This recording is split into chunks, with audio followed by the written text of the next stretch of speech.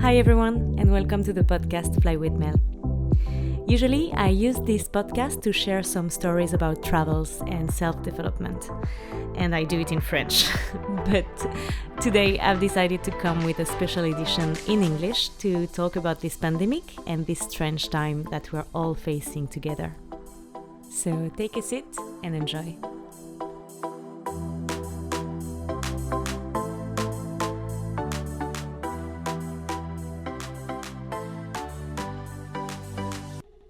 Today I have my friend Mehdi with me. Hi everybody.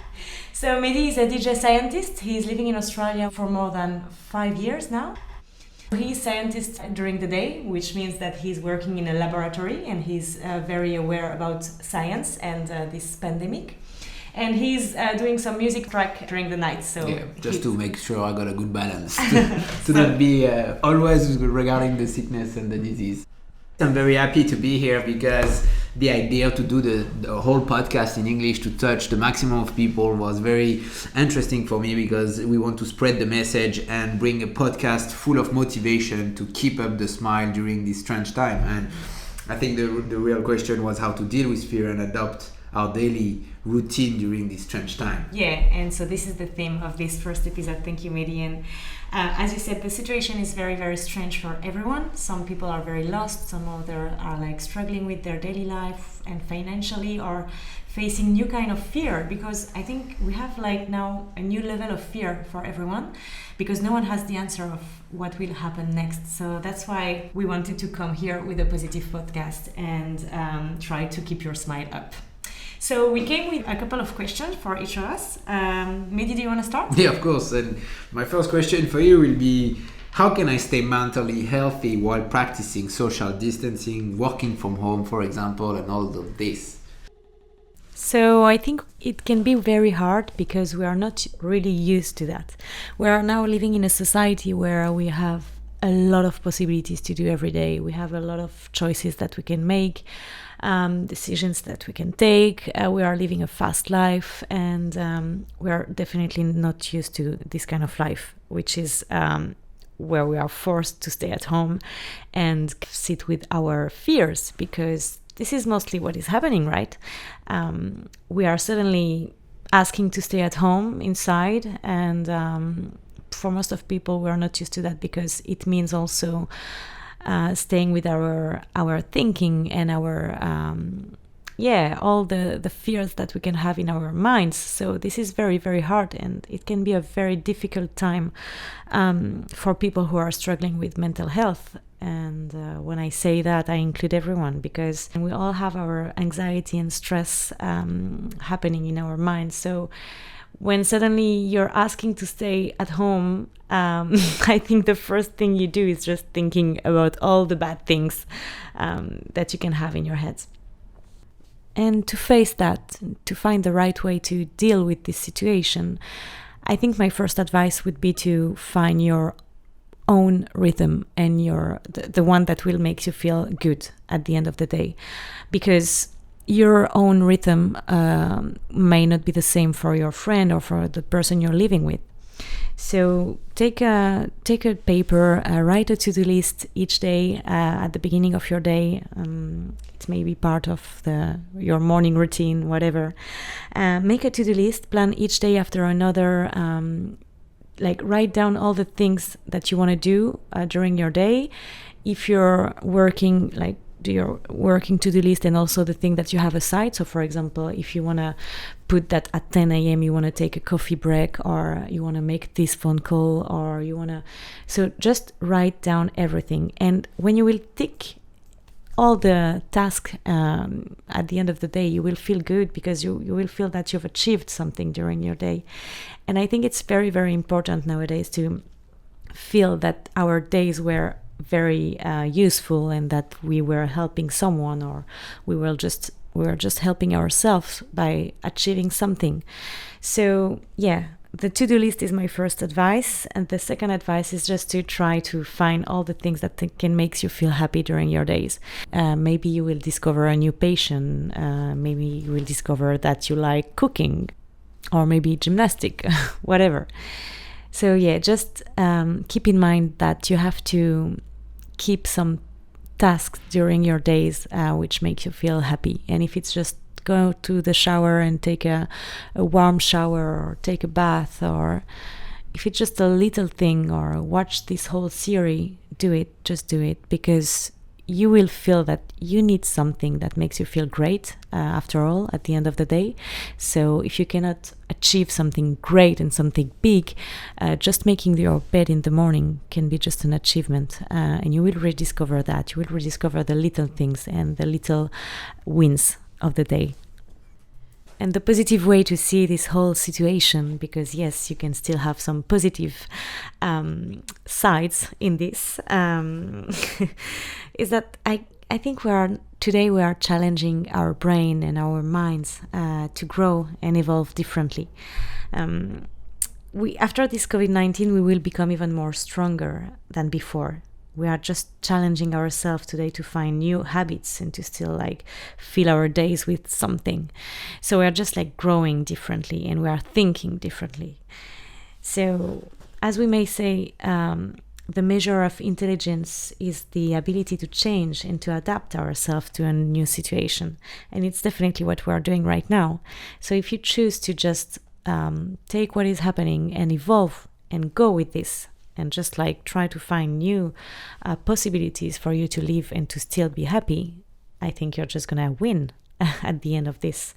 So I really think we will become stronger after this pandemic, and I'm looking forward to see that. But about the social distancing part that you said, that you mentioned in your question, I think we still have to stay connected, even if it's virtually.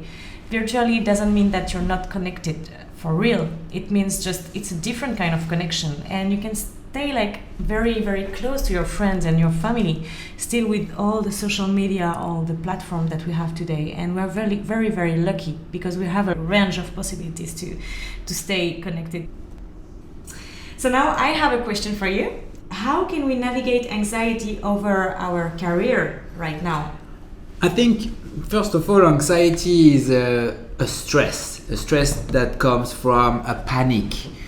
And if you look at your career at the moment, there is no really well-defined goal, right? A career is more likely like a work you do either to improve yourself or improve the company you are working in, or bring something to the world. Mm-hmm. But there is no aim. It's a daily basis work that you do and try to be better than yesterday.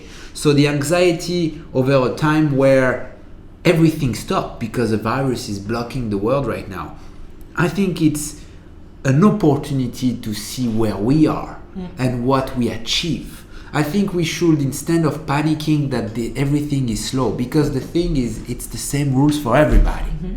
There is nobody advancing faster than you right now in your career, except in the health industry, for example, where my career as a scientist, as an example, can be pushed forward toward the research. But in general, it's a slowed down activity for the world economy. So the anxiety should not be replacing by the fact of measuring what did you achieve for so long that you didn't have time to look at yourself in the mirror and say, yeah, wow, I did this, I learned these skills, I didn't even know that.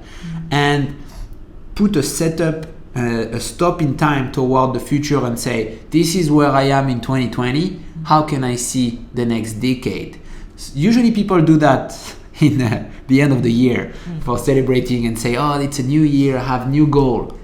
But this is the chance to do it properly with time, to not rush, to write down expectation for what you want to achieve without putting too much pressure, because the key is time. Mm-hmm. And this time is a time to grow, as you mentioned before. And I don't know if you realize, but by traveling, and I think it's important, you put yourself alone. Yeah. There is no viruses, but you are on the other side of the world, alone in your bed, and sometimes you say, what the dude am I doing here? We are very polite in this podcast. So the idea is, it's during this lonely time that we grow, and this is a chance, if I may say, to bring the positivity out of the coronavirus for everybody to grow on their own. Stay connected is great, but when the phone call is over, turn back to yourself and look where you are and how proud did you do for the last 10 years? And doesn't matter which age. You can be 80, you can be 12. You learn a lot without even realizing it. Yeah. And I think it's the new way, as you mentioned, to be stronger right after, because life will not go back the same way it was. So how are you going to open the door and face this new world that is waiting for you? Just be proud of what you did and what you've done, and keep going. Write down your dream and tick the boxes one by one, and you will see that someone is looking at you and will be very proud. So I think the message here is anxiety replaced by stop in time, focus, and be proud of what you achieve. And right more now. to come. Yeah, and enjoy just the moment. And right but now. as we discussed multiple times as well, like anxiety can come from your surrounding. And if you are doing house sharing, for example, my question for you will be like, how do you deal? Because managing yourself is one thing, but being surrounded by people you live on a daily life and not knowing what they do during the day and starting to be stressed about, I don't want to be too much in contact or yes in contact. How did you manage this crisis with your surrounding?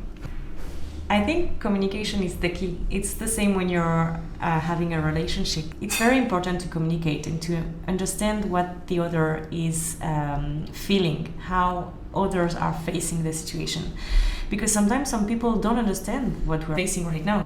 Some people are not even aware about about the fact that the world is going down, and that's okay. Some people can just not be at the same level of fear, and you just have to understand that, because you have to understand that nobody feel the same way what is happening. So I think just sitting down with the people you're living with and just trying to understand who is thinking what and how everyone is feeling in the house is the first thing.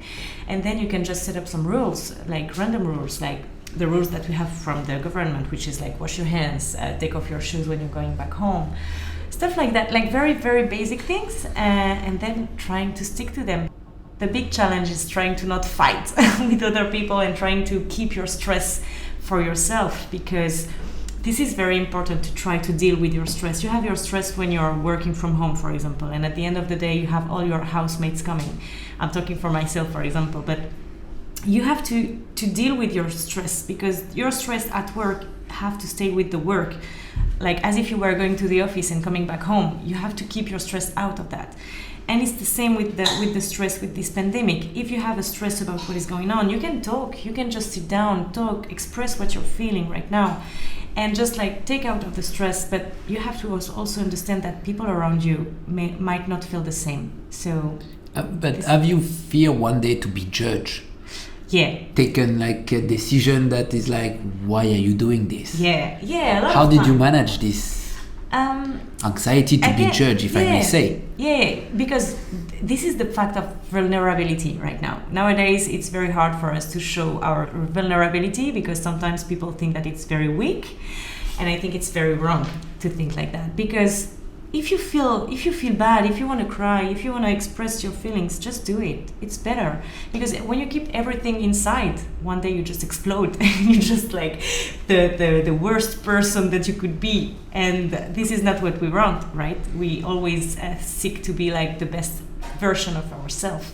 So discuss, communicate. Communication is key, really, really, really. If you have to, if you want to express something, just express it. And if you want to express it with the people you're living with, it's the best, because they will understand the first, they are at the first step of this. And talking about your surrounding, how did you manage with the people who have not really taken seriously the situation? I have a lot of people who are not taking seriously the situation, and you cannot blame We want some them. name. I'm joking. I think you cannot blame people for what they think and how they want to act. I think you can just try to explain to them what is the situation, what are the rules that we have to follow, and also what is the impact that their behavior can make on the world, because it's important to remind people that it's not only for them, but it's also for the people they are surrounded with. Sometimes someone wants to go out and want to touch everything. Okay, you can be sick, but you can also put all the people around you sick too. So this is the most important thing.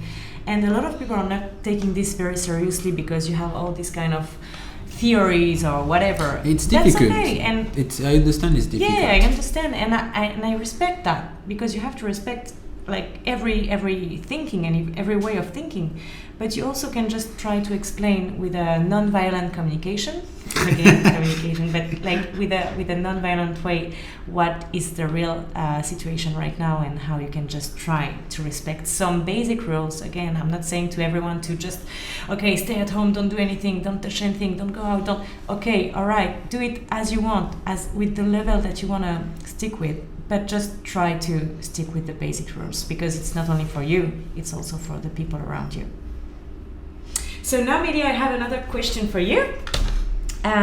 So how can you deal with the feeling of stress of going to a public place when, for example, you need to enter to a grocery, or you need to go to the doctor or whatever? No, I agree that it's a massive fear, because you feel like you go out and you expose yourself to the danger. But the reality is, even if you take some good measurement to protect yourself, it can come from, as we mentioned, the outside world.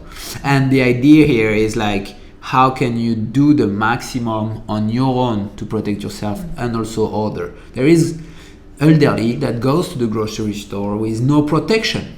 First of all, they didn't really get the situation. Second of all, they are like not really listening what's happening. They live in their own world in the past. It's true. So how do you protect them? How do you start not thinking about, because we live in a selfish world, and sometimes a moment like this can be like, maybe I will not do it just for me, even if I look ridiculous with my mask, but I can do it for someone else who can be exposed. Because you can carry it, have a good immune system, and nothing happened to you, but you kill 5 people. Yeah. So this is hard saying like that, but yes. It's yeah, true. I think at one point, even if you bring some positivity, it's good to call a cat, and we saw like the number of disease and impact of this virus around the world, and to stay and do the maximum on your own is actually, for me, the basic fundamental rules to behave as a community. And the community starts by yourself. Yeah. And I think that's the message, which is like, okay, maybe I should wear gloves, I don't like that, or I should wear a mask, I should avoid indeed to take the car and to expose myself for public transport just for a bit, because once again, a response is a team effort. Yeah. If you are the only one doing it, it won't work. If everybody is doing it, it will work. So in a selfish capitalist world, and I respect the world we are living in, it's important to slow down, step back and say, hey, we are all the same here. So let's play together to overcome and see a brighter future that will be a victory for, I like to use this word, the humankind. There is no Chinese, African and American here.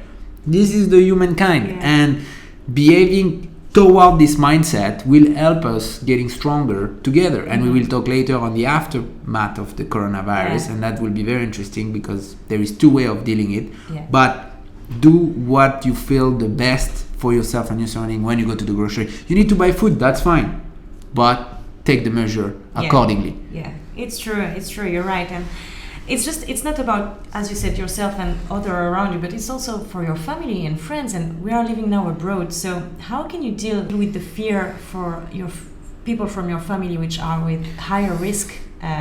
Indeed, it's different because we live overseas. That's okay, and that's a choice of life we have decided. So we are far from our family. For example, my mom is a nurse, and I was feared for many weeks and days, because in France there were, like many countries, under-equipped and being exposed.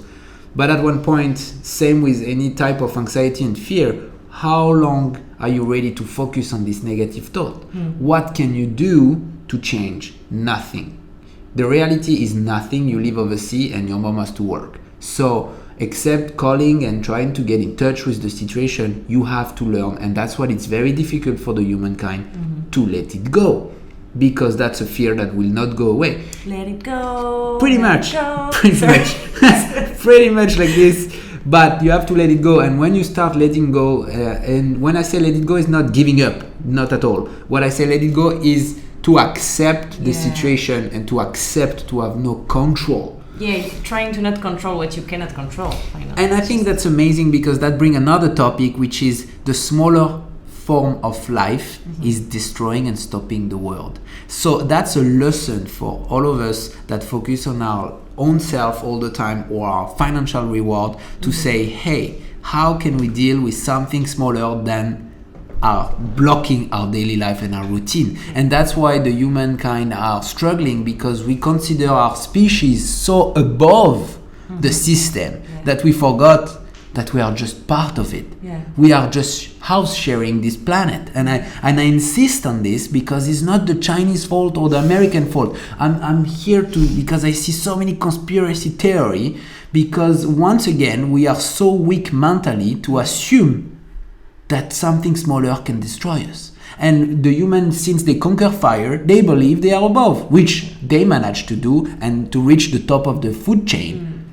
But we are still part of this world with all the elements, such as a bird, a virus, a bacteria. And I think that's a good way to remind ourselves to live according to our environment. Environment means also good friend, and I've been talking to you during this crisis quite a lot, and you seem to have overcome with different phases at the beginning, a bit of stress, and then like accepting. And I would love to know what changed during the coronavirus crisis to make you handling it the way you do, like keeping the smile up today and then always going to do what you wanted to do. Never really stop, basically. Yeah, I think the biggest enemy we have right now, which is also our friend kind of, it's the news. I think you have to set some limit with the news and with social media. You have a lot of different kind of information every day, just on social media, on different internet like website, or even just watching TV or whatever. And you have different kind of news which are not very, very scientific, or it's just like a binge watching of news, right? So you have to deal with that. And I think it's just sometimes good to turn off all of this and just take all just the right news and the basic news from scientific or from the government, and that's it. You don't need to read all these articles. You don't need to read all of what is going on right now in the world, because you just have to deal with yourself, with your life right now, and it's the first thing you have to focus on. You also have to deal with social media, because you have to set up a limit with that. It's very important. It's good to see what is going on around the world and to see funny things. But you have to set a limit of, for example, 1 hour or 2 hours a day, because you don't need that to be happy.